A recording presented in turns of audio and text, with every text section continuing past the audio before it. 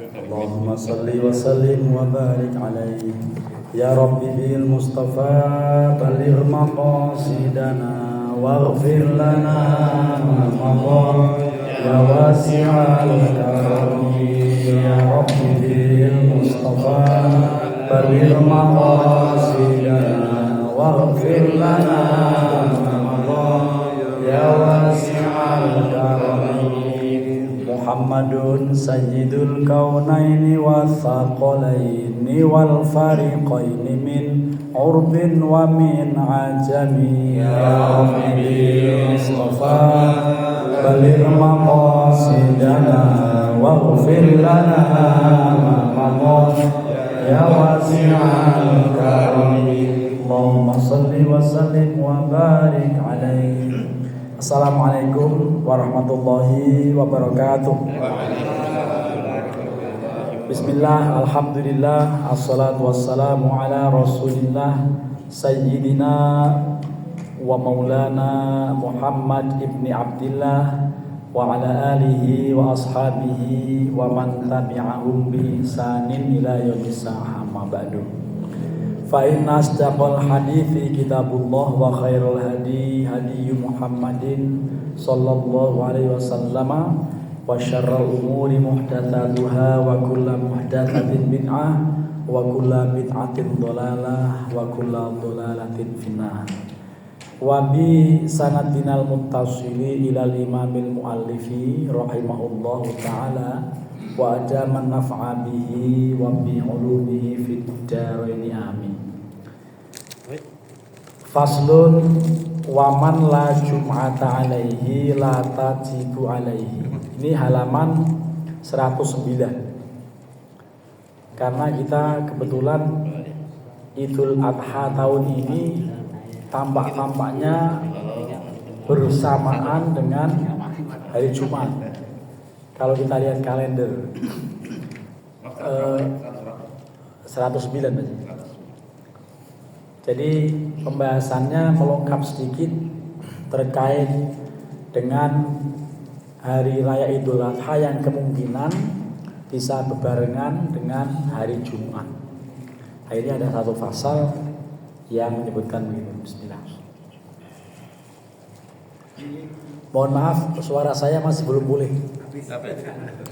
Jadi ini masih penting. Tadi pagi itu kemarin sore itu parah. Sekarang sudah mendingan lah, sudah minum obat. Waman siapapun, setiap orang la jum'ata alaihi yang tidak wajib Jumat atasnya, la tajibu alaihi maka tidak wajib. Maksudnya tidak wajib Jumat karena wanita, karena hamba saya, karena musafir gitu ya. Maka yang begitu nggak wajib, boleh sholat duhur. Tetapi kalau yang tidak wajib itu ternyata tetap hadir, fa in hadhara al jami'a ya illal marid ya. Kalau dia tetap hadir kecuali yang sakit, kalau yang sakit kan nggak bisa hadir. Atau juga waman fi tariqihi matarun, ada orang yang ada di jalannya itu hujan. Jadi kalau hujan boleh tidak Jumatan, sakit juga boleh tidak Jumatan. Itu jamaah kita Ahmad Fawil itu yang di Magelang sakit. Lah sakitnya kan sakit diabetes, lalu tidak bisa mengontrol diri makanannya, suka apapun dikonsumsi hingga tidak kering-kering. Maka kemudian kalau ke masjid sementara yang lain terganggu karena dia netes terus, itu nggak bisa dirawat dengan baik. Nah ini itu kemudian nggak apa-apa, nggak Jumatan kalau kondisi begitu itu gitu ya. Atau juga hujan deras ya. Di annahu innama lam tajib alaihima lil masyaqqah, karena orang yang sakit, orang yang terkena hujan berat besar gitu, tidak wajib atas keduanya karena masyaqqah, karena susah. Ya, sakit, susah menjalankan Jumatan, hujan besar, badai gitu ya. Kalau hujan yang ringan, ada payung, ada mobil, itu tetap ditembus. Waqad zalat bil huduri, dan telah hilang akibat dia telah hadir. Maksudnya tidak lagi musafir, kalau musafir kan.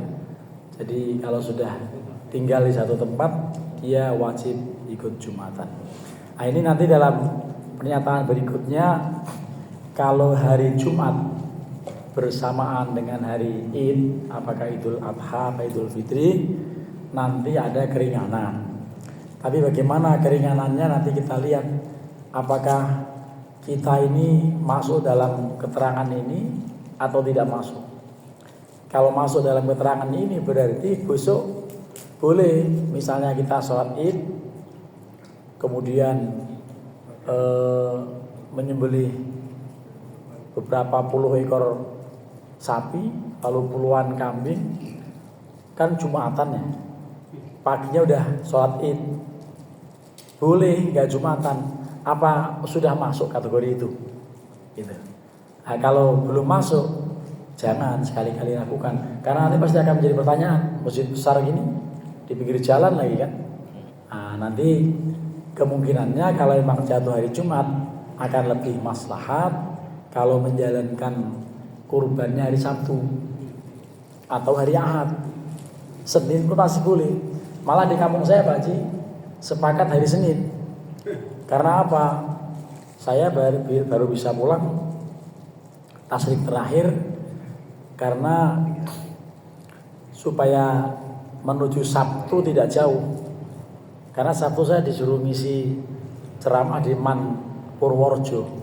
Jadi saya pulang hari Senin itu supaya dekat dengan Sabtu. Kan Selasa, Rabu, Kamis, Jumat, Sabtu gitu. Itu begitu tujuannya. Dan memang masih boleh memotong sembelihan di hari Tasyrik gitu ya. Nah, ini kalimatnya wa ini tafaqo yaumu idin wa yaumu jumu'atin fahadoro ahlus sawad fasallu al-ida jaza ayyan shorifu wa yatrukul jum'ata. Ini pernyataannya begitu.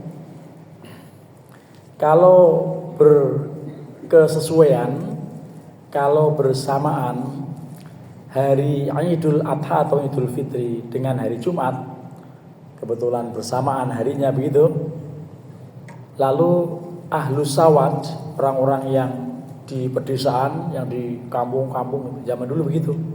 Di zaman Madinah itu yang di dekat-dekat masjid namanya ahlul balad. Tapi yang jauh di pegunungan, di perkampungan itu namanya ahlus sawad.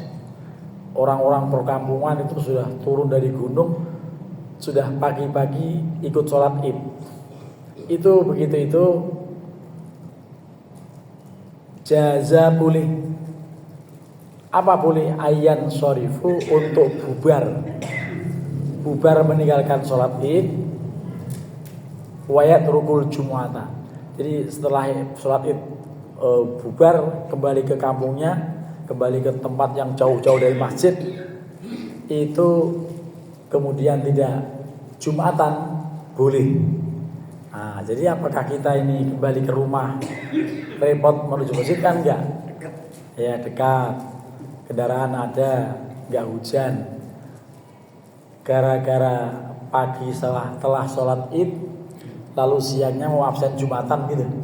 Nah, itu tampak-tampaknya tidak cocok, tidak sesuai dengan kondisi mereka yang di kampung-kampung ahlus sawad itu. Jadi begitu masalahnya.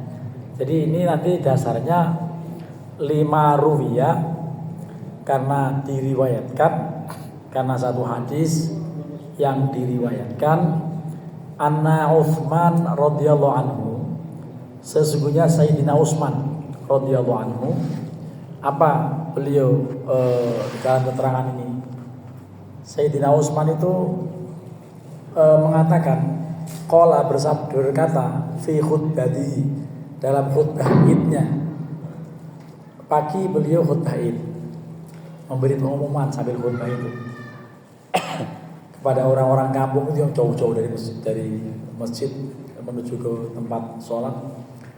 Ayuhan nas, wahai manusia, orang-orang perkampungan yang jauh dari masjid. Qad tama'a idani, hari ini dua id berkumpul. Dua hari raya berkumpul dalam satu hari. Fi yaumikum hadza, di hari kalian saat ini, Jumat. Jadi kira-kira nanti kan harus kembali lagi nih Jumatan. Padahal kalian udah jauh-jauh datang ke masjid. Itu kemudian beliau katakan, faman aroda min ahlil aliyah, barang siapa yang ingin dari penduduk yang jauh-jauh, yang tinggi-tinggi, dari tempat-tempat tinggi itu jauh dari Madinah, barang siapa yang menginginkan orang-orang yang dari tempat-tempat tinggi, bukit-bukit, pegunungan gitu, ayyusolliya ma'anal jum'ata falyusolli, kalau masih kepingin atau mau Jumatan bersama kami nanti jam 12 atau setengah 12 gitu, falyusolli, sholatlah, maka sholatlah. Tetapi waman aroda ayyan shorifa falyan shorif, tapi kalau mau bubar, mau meninggalkan ruangan ini, kembali ke rumah Anda masing-masing, lakukan, nggak apa-apa. Artinya kalau mau Jumatan tetap tinggal di sini, di masjid ini, jangan kabur. Tapi kalau mau kabur ke rumah, nanti Jumat ya kembali, nggak apa-apa. Itu Sayyidina Utsman begitu mengatakannya. Waman aroda ayyan shorifa falyan shorif, tapi kalau mau bubar, bubarlah. Dan perintah atau anjuran boleh tetap di masjid untuk nunggu Jumatan, atau mau bubar menuju ke rumahnya tanpa kembali. Walam yungkir alaihi ahadun, tidak seorang pun yang mengingkari, tidak seorang pun yang membantah tentang kebijakan Sayyidina Utsman itu. Dan itulah nanti orang yang membolehkan tidak Jumatan bagi yang sudah sholat id itu ngikut pendapat Utsman bin Affan ini. Tetapi kalau dilihat dari ilatnya, sebabnya, beliau menganjurkan untuk memilih tetap di masjid nunggu Jumatan atau Anda pulang tanpa harus kembali, itu tampak-tampaknya kondisi zaman sekarang tidak sampai pada tingkat kesulitan mereka. Kalau ke pegunungan kan jauh, naiknya aja berapa gitu ya. Nah itu jika gambarnya begitu, maka sangat bisa difahami apa yang disampaikan Sayyidina Utsman ini tidak diingkari oleh seorang pun. Jadi walam yungkir alaihi ahadun, tidak mengingkari tentang anjuran Utsman bin Affan ini oleh seseorang, tidak seorang pun yang mengingkari gitu. Nah itulah nanti kemudian kita mau menetapkan meninggalkan Jumatan gara-gara telah sholat id, apa kira-kira sudah masuk kriteria? Nah nanti kita sepakati itu. Kalau masuk ya sudah diumumkan sekalian waktu pengumuman sholat id ini, selain sambutan wali kota, ya, kan suka ada sambutan wali kota ya, umumkan aja sekalian. Nanti Jumatan kita liburkan, berhubung kita sudah sholat id. Berani ya kita lihat? Kalau berani, ini dalilnya, gitu. Tapi insya Allah ada yang nentang. Gitu. Kalaupun nggak langsung mungkin di belakang pada kejuan-kejuan itu, kok begitu sih gitu. Nah karenanya kemudian kita sepakati dari sekarang ya. Sepakatnya apa? Jangan repot-repot untuk kotor-kotor Jumatan ada darah-darah. Kita tunda dulu darahnya besok, berdarah-darahnya besok, Jumatannya biar lancar gitu. Menyembelih sapi dan kambingnya di hari Sabtunya begitu. Itu kemudian hubungannya dengan pernyataan ini. Karena kayaknya sih jauh. Kondisi kita yang sudah normal, enak, rumahnya juga datar, tidak harus naik ke pegunungan, dibandingkan dengan kondisi di Madinah zaman itu, ahlus sawat, ahlul aliyah yang sudah datang ke masjid sampai kemudian dianjurkan mau tinggal di masjid terus nunggu Jumatan boleh, atau mau bubar nggak kembali lagi juga boleh. Begitu. Itu Sayyidina Utsman. Dan jangan salah, sekalipun ini hanya Utsman bin Affan, bukan Nabi, itu dalil hukum. Namanya hadis mauquf. Karena hadis itu ada macam-macam. Ada yang hadis marfu, ada yang hadis mauquf, ada yang maktub. Dari sisi periwayatnya, dari sisi apa? Pembicaranya. Kalau yang mengutarakan langsung qala Rasulullah bersabda, namanya hadis marfu.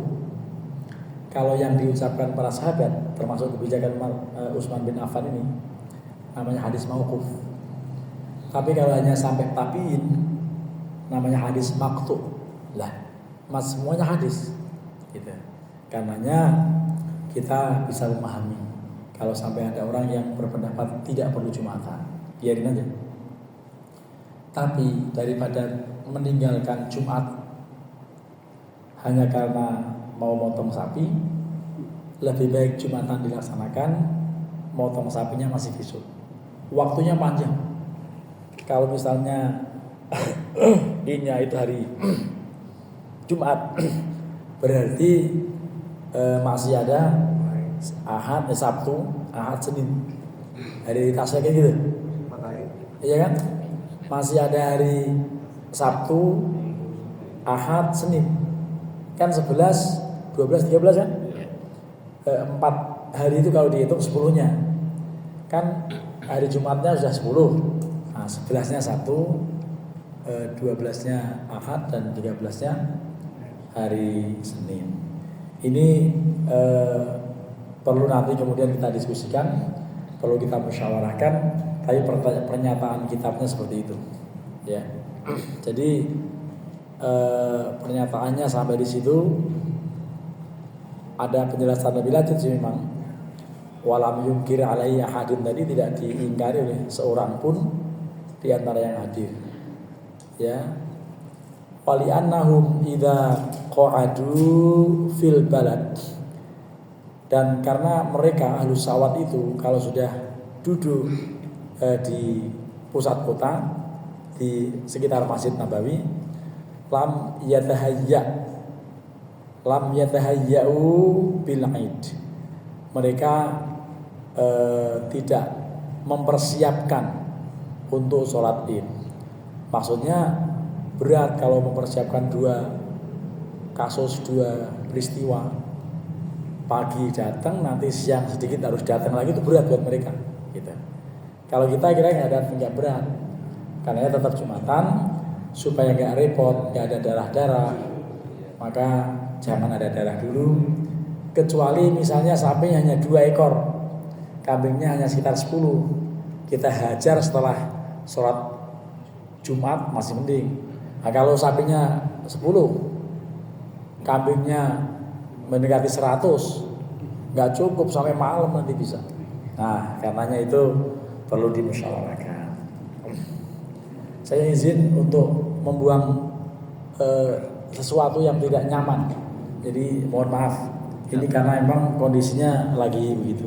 Sambil kalau mau ada yang diskusi silakan nanti setelah ini ya.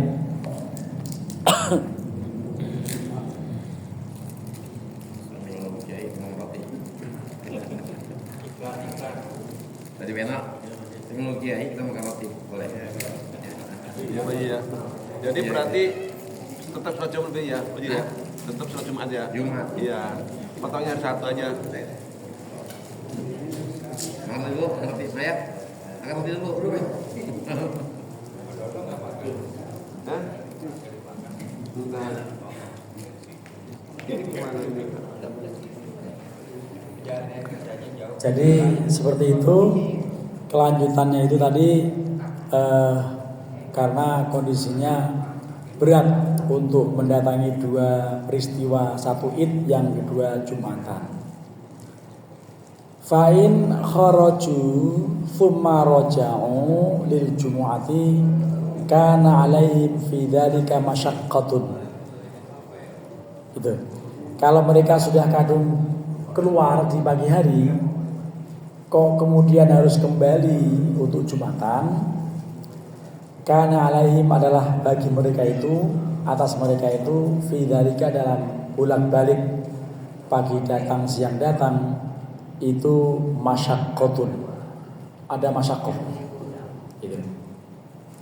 Masyaqqah itu kerepotan, keberatan gitu. Kemudian wal jumu'atu, sedangkan Jumatan itu tasqutu gugur bil masyaqqati, akibat ada masyaqqah. Gitu masalahnya masyaqqah itu. Gitu. Nah, sudah sampai di sini itu cukup untuk kita timbang-timbang antara mengumumkan waktu sholat Idul Adha Jumatan libur atau tetap Jumatan kurbannya besok. Jumatan. Iya, jadi nanti begitu pertimbangannya itu. Gitu. Wa min ashabina, dan setengah dari ulama-ulama kami mazhab Syafi'i, man, ada orang qala yang mengatakan atau yang berpendapat tajibu alaihimul jumu'atu. Orang sawat, ahlu sawat, orang kampung Baduy itu tetap wajib Jumatan. Ini malah begitu tuh pendapatnya.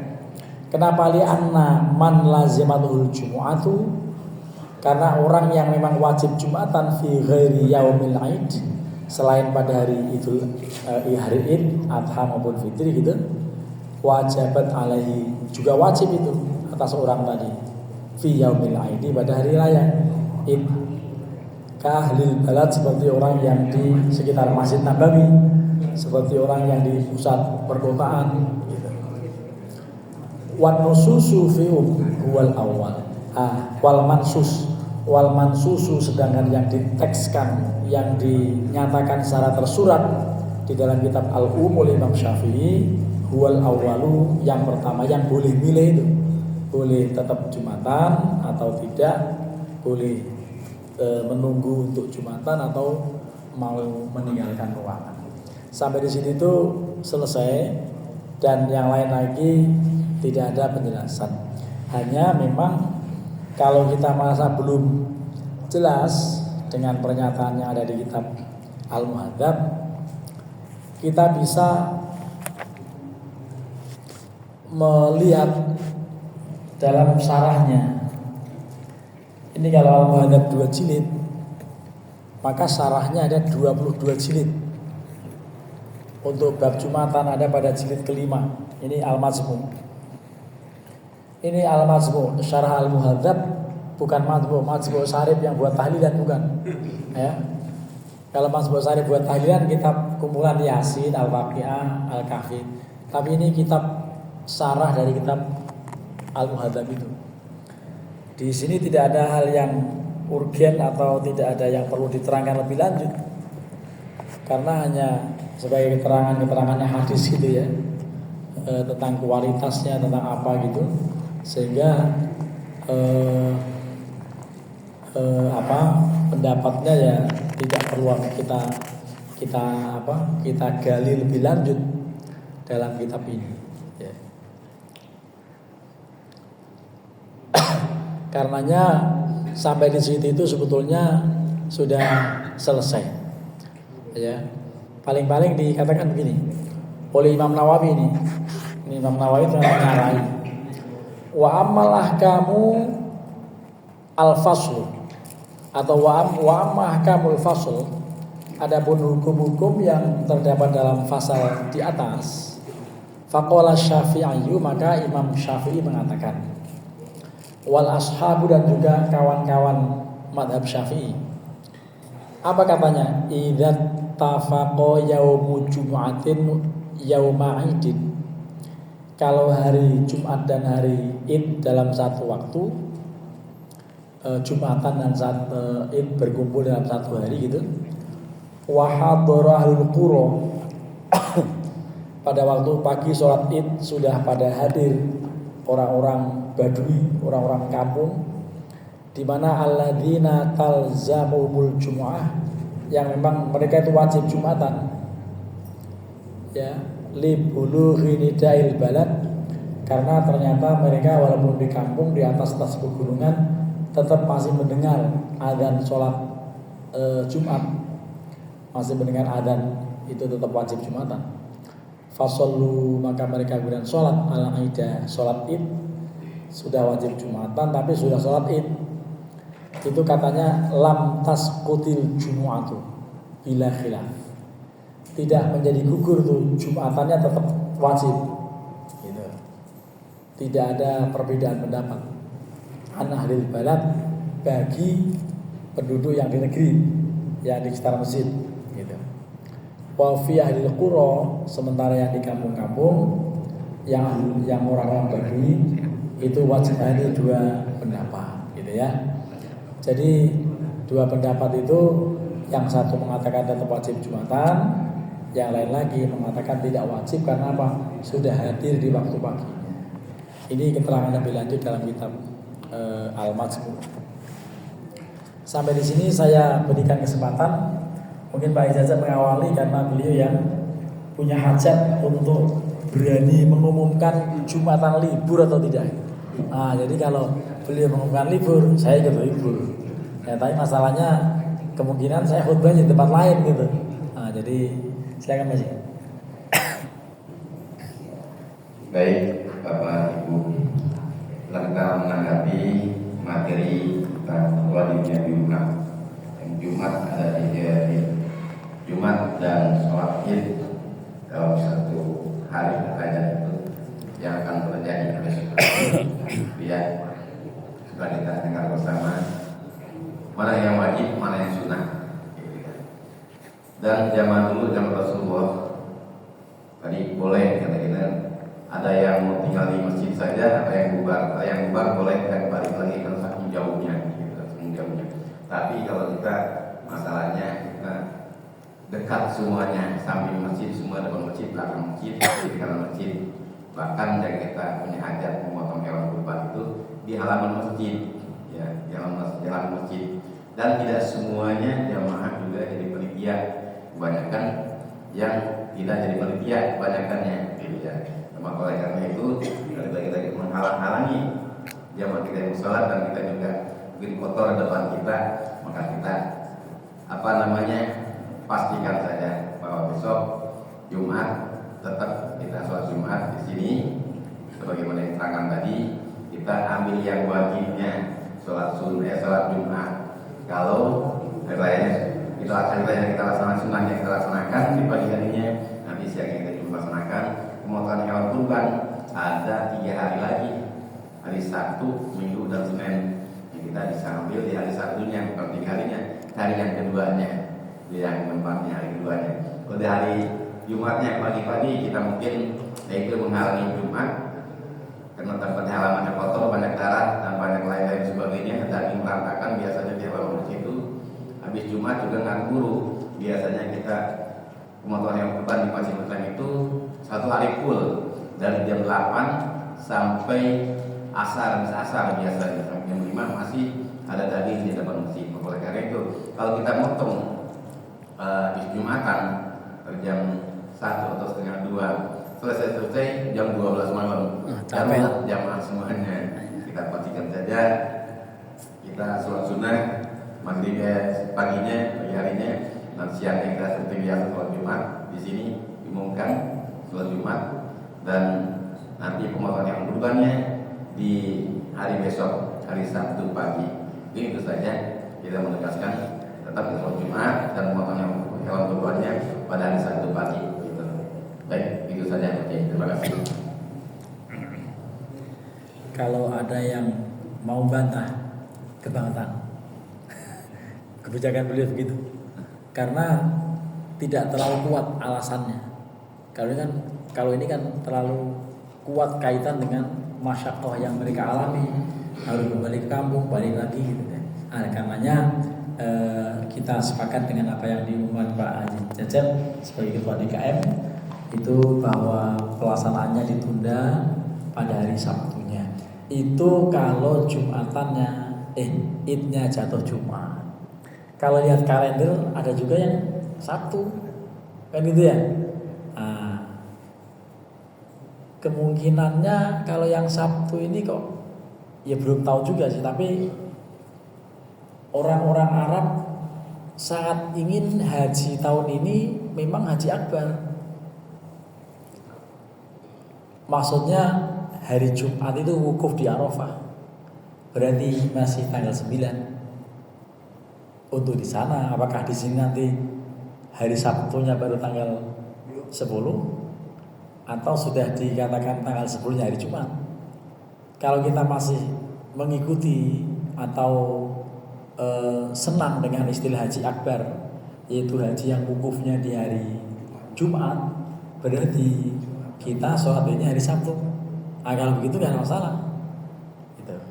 Jadi ini hari Jumat yang sekaligus sholat Id atau hari Idul Fitri, Idul Adha, itu sering terjadi ya pada tiap tahunnya terjadi, dan antara lain yang nyaris terjadi saat ini. Tapi lagi-lagi ngeliatin atau mendengarkan pengumuman sidang isbat Kementerian Agama waktu tahun kapan itu beda kan, sampai ada yang lecek, menteri di gimana katanya gitu, dia ngumumin Jumatan hari Sabtu, dia sholatnya hari Jumat gitu katanya gitu.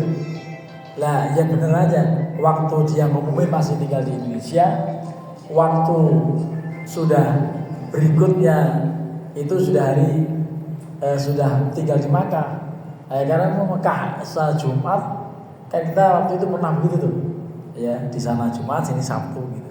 Dan ini belum tahu informasi yang valid mengenai kapan akan dijalankan atau ditetapkan sebagai tanggal 1 Dzulhijjah. Ini kalau tidak salah sekarang tanggal ininya apa nih? Tanggal 26 Mei bertepatan dengan tanggal 28 Dzulqa'dah. Berarti nanti kalau Dzulqa'dahnya 30, 2 hari lagi masuk Idul Adha. Masuk apa? Dzulhijjah. Dan sekaligus juga informasi, kalau sudah masuk tanggal 1 Dzulhijjah, siapapun yang pengen berkurban itu jangan memotong rambut dan kuku. Ya, kuku dan rambut jangan dipotong. Apakah rambut kepala, apakah rambut yang lain, itu ya termasuk hidung. Tapi kalau hidung kadang-kadang gatal, kita cabut juga ya. Gatal-gatal kita cabut gitu. Tapi sebisa mungkin ditahan, karena memang anjurannya itu supaya tetap nempel di tubuh kita dulu.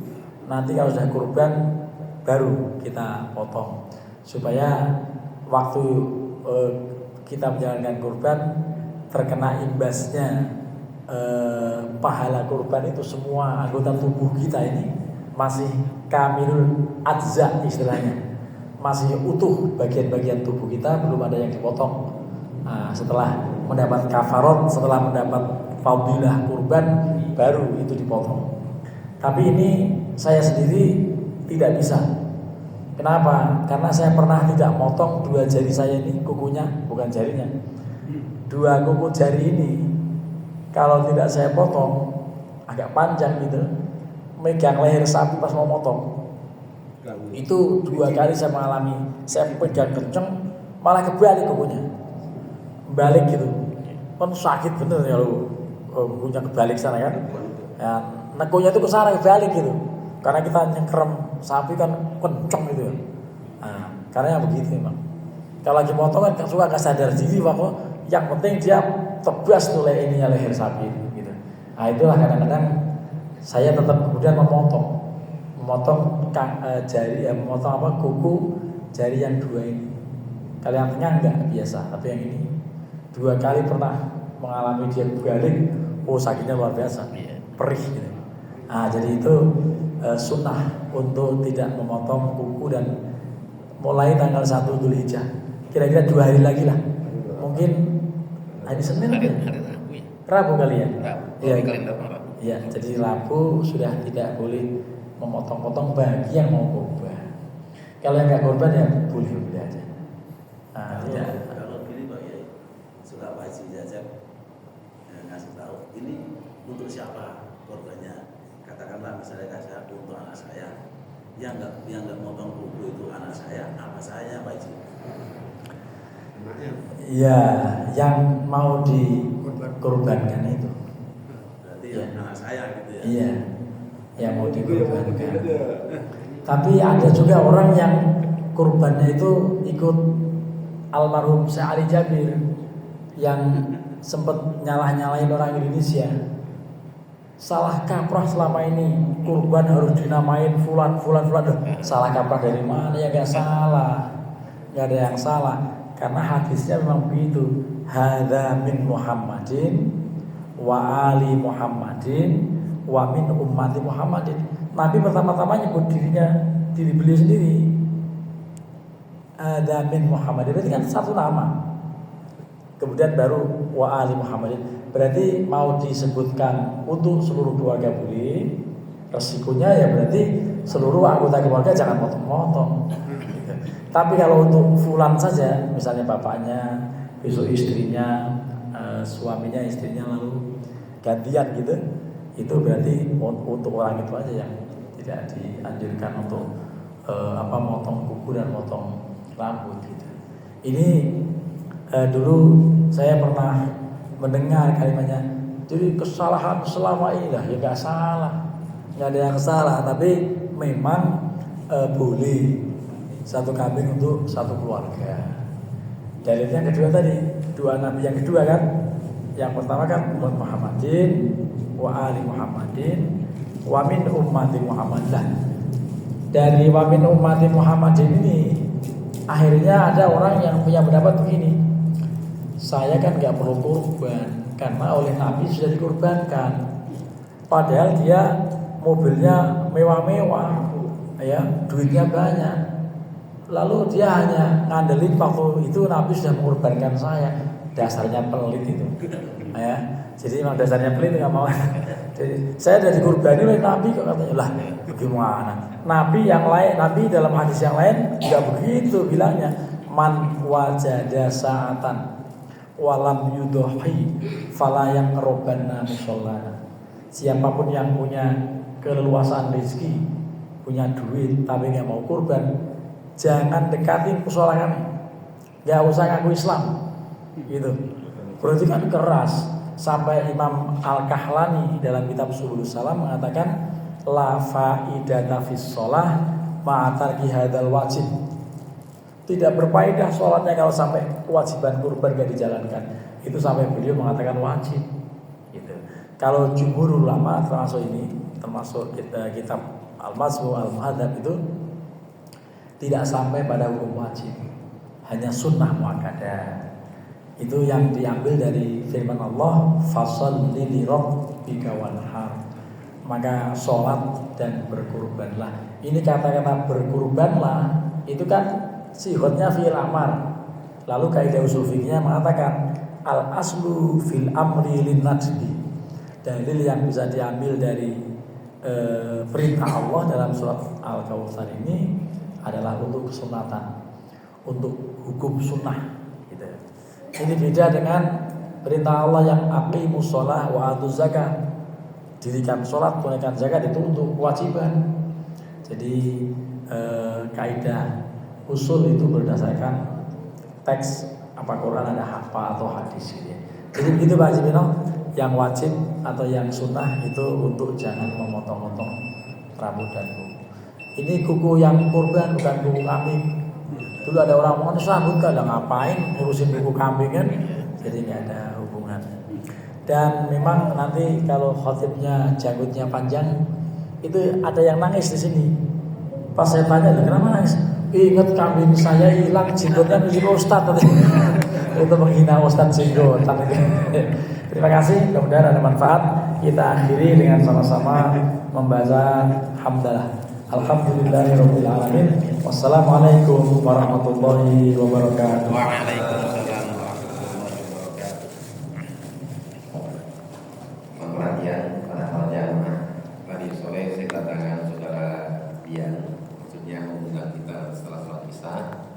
kita diundang untuk acara 40 harian kalau tidak salah. Saudara Dian